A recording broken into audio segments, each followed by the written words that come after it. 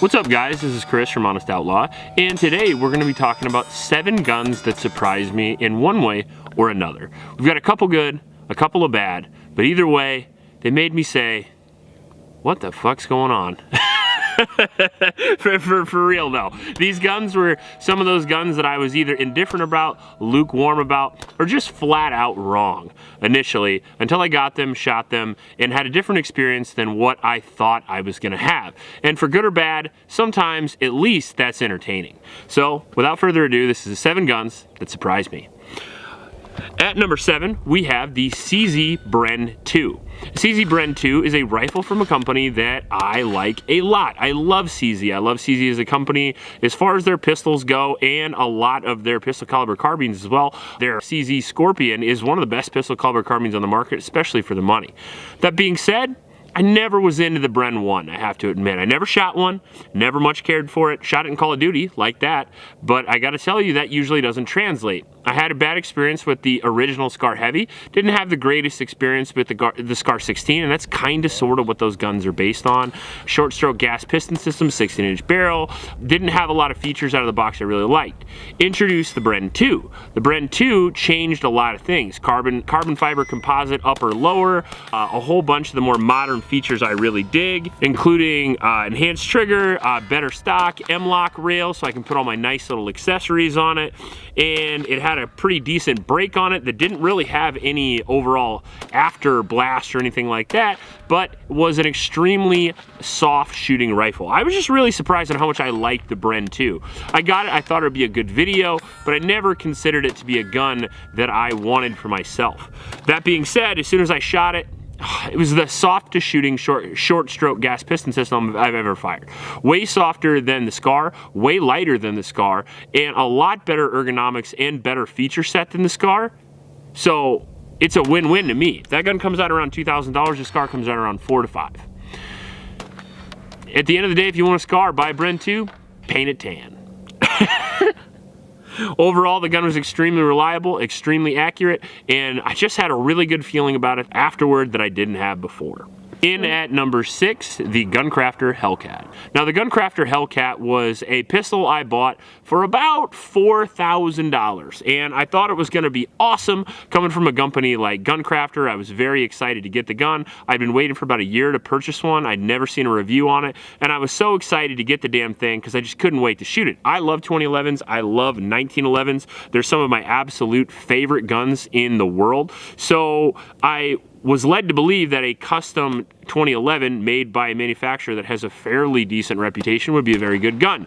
I was surprised the other way. I actually was waiting to absolutely love the gun, and as soon as I shot it, I wanted to get rid of it so fast it would make your head spin. I really didn't like it after the first couple of mags. The first couple of mags we had a few malfunctions.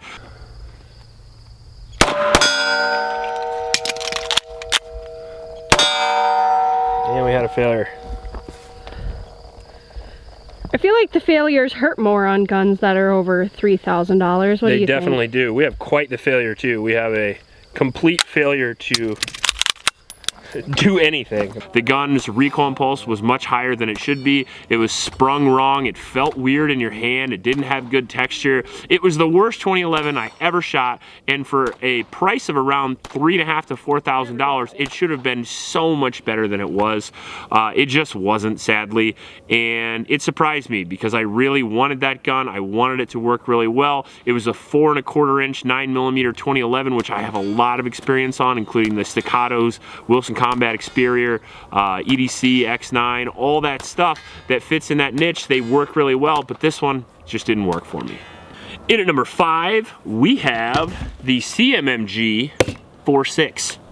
This thing I was completely indifferent about, and I was interested in CMMG products. I have a lot of them. I have a bunch of Banshees. I like the Mutant. There's quite a few things from CMMG I like, but I gotta tell you, if you would have told me on paper, if you put the MP7 caliber, the FourSix, in an AR, I would be interested in it.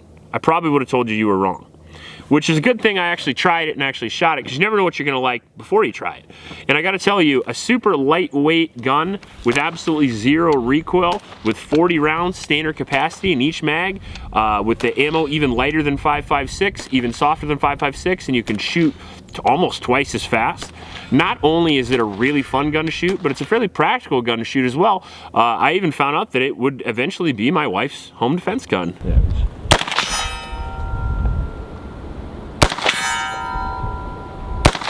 70 yards.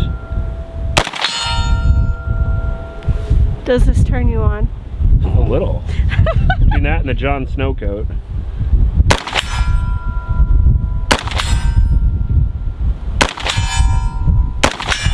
Damn, girl.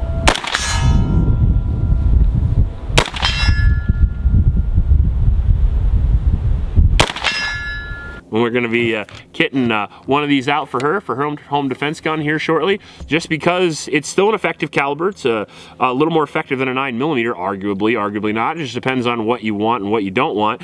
But it is a lot less blast, a lot less recoil, way easier to shoot, and way more fun overall. And the CMMG FourSix is not just an AR in that caliber, but it's a very high quality AR in that caliber. Come with an M-LOK rail, cool overall color. I love CMMG's colors. I know that's a stupid reason to get a gun, but I mean, it is what it is. I have a Banshee in Bazooka Green, and I absolutely love it. And this FDE is pretty cool too, or Coyote Tan, or whatever they call this, I don't know. But either way, still pretty cool. Trigger's great, the grip's great, and comes with the SBA3 right out of the box, which would have been the ideal brace for me anyway. And it comes with the full ambi charging handle, which is great because my wife's a lefty, so we'd have had to put one in there if it didn't. Overall, I think for the price of this gun, I think I mean, I don't even remember what they come out for now, somewhere around 15, I assume. It's a fantastic gun, not for everybody, but it's certainly a gun that definitely surprised me. In at number 4, we have the H&K USP Expert. Now, the H&K USP Expert is a gun I have wanted for a very long time, and I mean a very long time, like the 90s. That being said, when I was gonna get it, I didn't have any reservations about it being the best gun ever. Sometimes you just want a gun because you want a gun, and a lot of times I'm such an HK fanboy, but I don't ever try to tell people to get HK, because a lot of times they're military weapons, they're clone weapons. Like the HK MP5 is a phenomenal gun, but it serves very little purpose in modern day society, because you can get a 9mm AR that does almost exactly the same thing for 400 bucks, and an MP5's 3,000, right?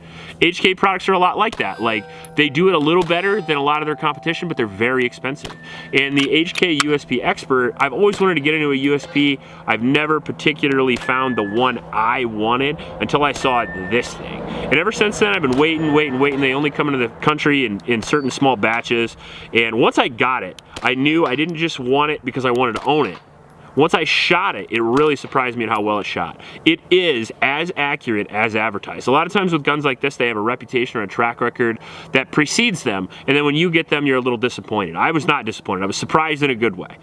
This thing was one of the most accurate pistols I ever shot. We shot one whole groups. We shot it from 130 yards standing offhand. The ergonomics were awesome. The reliability is awesome. The slide could not be lighter. Like, I have no idea how they get a slide this light and this slick on a polymer frame gun, but they did a great job. The features are cool as shit. It has a safety decocker here, where all you do is push the safety down and you can just decock the pistol. That's really cool, especially if you're gonna carry the gun. And the sights and sight radius are fantastic, and even the grip feels good. So overall, I was very surprised by the HK USP Expert because it was as advertised. In at number 3, we have the Springfield St. Victor. Now, this surprised me in a negative way, and I'm sure a lot of people watching this video have probably seen that. It's one of my more popular videos. That's what happens when you name something a dumpster fire, but it was a dumpster fire. It was a gun that I literally bought with the anticipation of having a middle-of-the-road AR review that I could point people toward, that they could get something good, and they could get it at their regular big box stores. That's what I was looking for. I was looking for a stock AR that you could buy for under $1,000, that comes with some awesome features, that comes from a relatively brand name company that's available everywhere. And I try to do reviews on guns, sometimes that people have never seen before, but a lot of times I try to do them on guns that you guys are actually gonna buy. And I wanna see if they work before you get them. That way you don't have to. And I got this gun, I was just waiting for it to work, and it just never worked. It had all sorts of problems. When it came from springs to the bolt carrier group, we ended up having to change eventually to get it to work.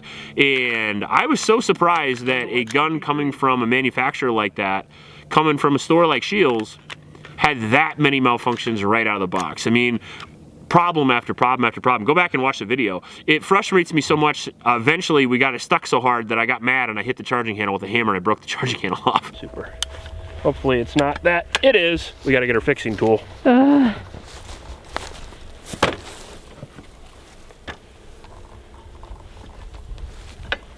Hard to say if you should be taping this hillbilly shit.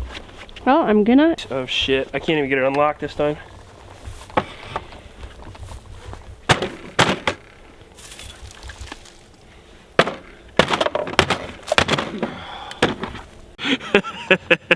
But we replaced the charging handle, and then we replaced the bolt carrier group after that, and we had no problems. That being said, you can get 11 from any company and from any place, and that is just an example of that. In at number 2, we have a gun that for sure took me by surprise, and that was the Girsan, let me look at it here, MC P35. So surprised by it, I don't even know the name. But I do know that it's a high power clone, because I call it the Girsan High Power, which is why I don't know the name, but it is technically the MC P35. Put a 6 in there. I don't know. I was gonna make a SIG joke, but nothing came up. But anyway, this little bastard here is only $400, and it is in the new line of high power clones that have come out lately. I've been looking for a high power for sale for so long, but they got discontinued a while back, and they've just been wildly overpriced. And all of a sudden this year, Springfield came out with one, Girsan came out with one. So there's a couple of high power clones out there which people can get a hold of. And the difference between this and the Springfield is A, this one works apparently. I haven't had the Springfield yet, but I saw a bunch of YouTube reviews that didn't look very positive. And B, this one's $400 freaking dollars. We took this one out and we have 200 rounds for it already, so that's not a lot. It's not a huge sample size, but it's certainly enough to make me go, ooh, shit. I would definitely buy one of those and put it in my collection. $400 for a gun that looks this cool and functions this well, I'm really excited about. This is obviously a single action only gun, just like a standard Browning high power, but it's made by Girsan, and somehow they got the price all the way down to $400, which happens a lot when you buy overseas or Turkish guns for that matter. The one thing I don't like about it is that it does come with straight line sights there, but you can switch those out for standard high power sights. But the trigger on this is extremely excellent, I have to admit. The one thing I don't like about it is it does have a magazine disconnect, but you can see there the trigger is insane for a $400 clone pistol that was imported by EAA. The other gun that almost got on this list was another Girsan, and that was their 1911. That was their $500 1911 I shot like 2 months ago, and I loved that gun so much too, I couldn't believe it was real. If you compare these Girsans to some of the other import cheap guns, like obviously can't compare this to a real Browning high power and be like, oh, it's better. It's just cheaper and it's on par.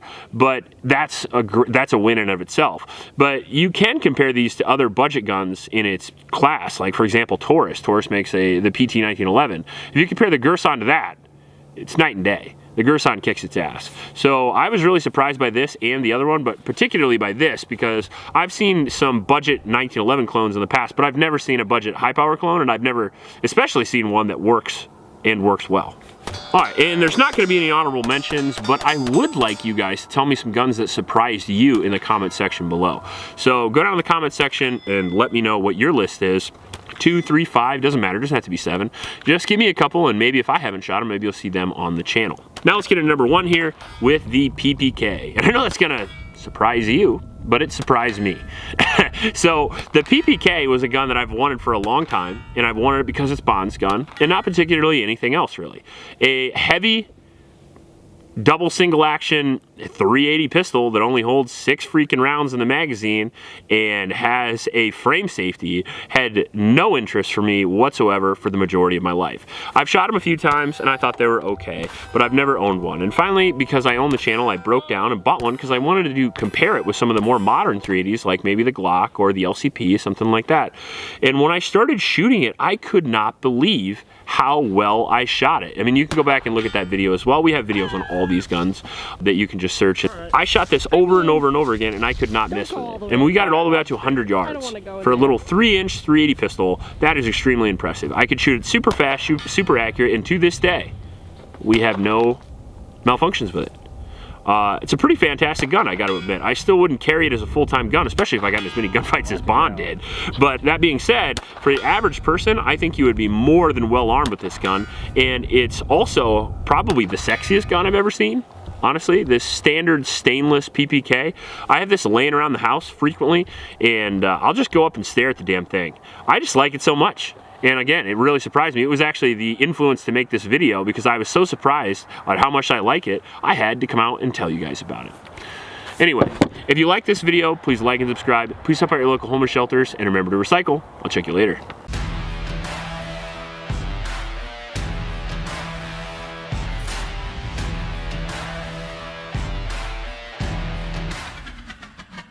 What's up, guys? This is the Honest Outlaw here. Get a burp. You always have to burp.